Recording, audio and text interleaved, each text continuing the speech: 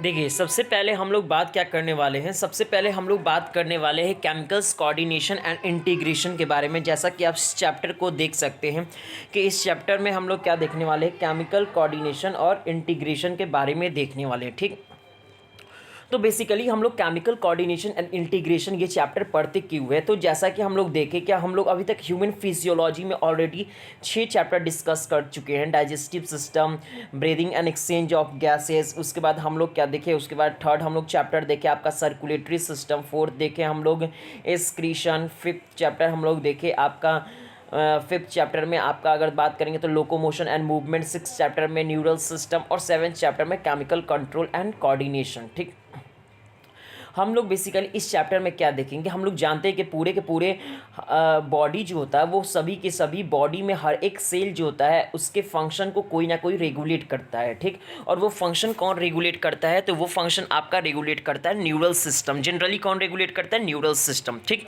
लेकिन हम लोग को मालूम है कि न्यूरल सिस्टम जो होता है वो चूंकि बॉडी के सभी पार्ट तक नहीं पहुंच पाता है। ठीक, यानी हर एक सेल तक न्यूरल सिस्टम नहीं जा पाता है, केवल कुछ ही सेल तक पहुंच पाता है।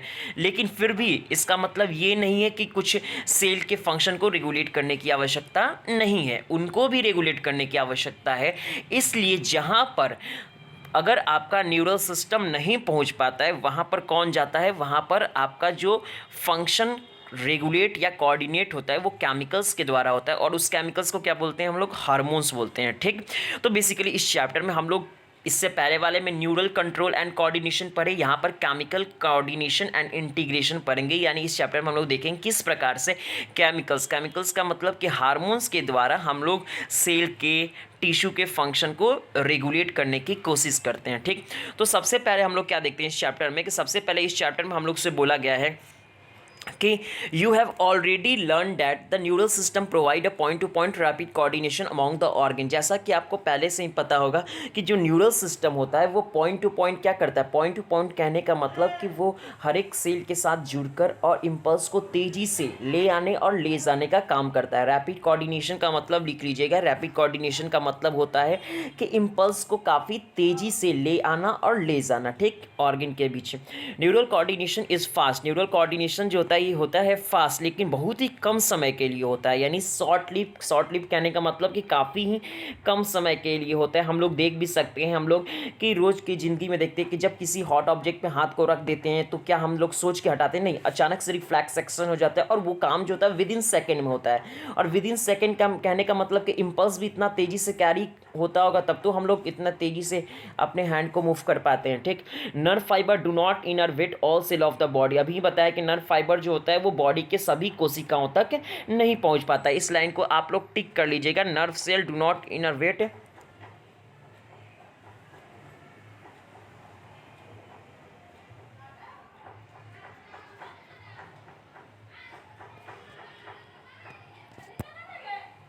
यहां से आप लोग टिक कर लीजिएगा।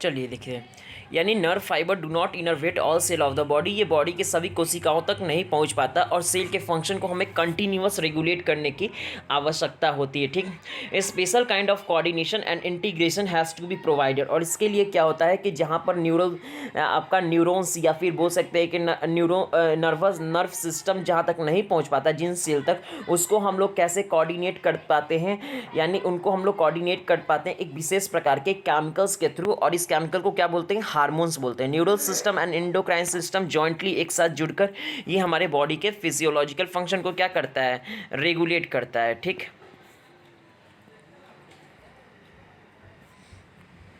चलिए